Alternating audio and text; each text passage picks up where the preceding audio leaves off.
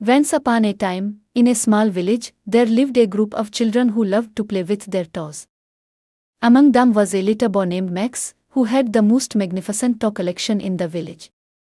He had toy cars, action figures, and dolls, and he took great care to keep them all in his special toy box.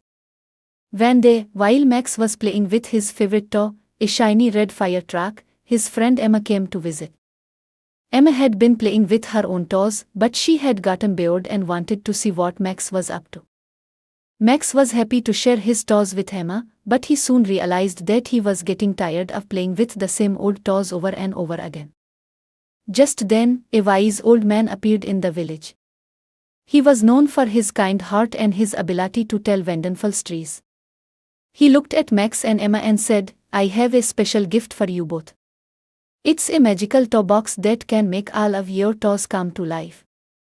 Max and Emma were amazed and excited.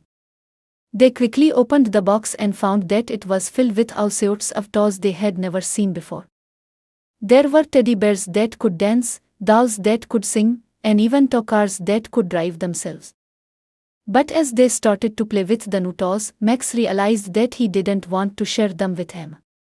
He wanted to keep them all to himself. Emma noticed that Max was being selfish and didn't want to share his toys anymore. She felt sad and didn't know what to do. Just then, the wise old man appeared again and said, "I see that you both have a problem with sharing your toys. But I have a solution for you. Let me tell you a story about the importance of sharing." The wise old man told the story of two friends who lived in a small village. They loved to play together and share their toys with each other. One day, they found a beautiful toy box filled with all sorts of wonderful toys.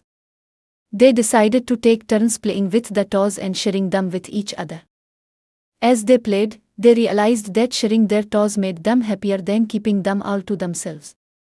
They also learned that when they shared their toys, they made new friends and had more fun playing together.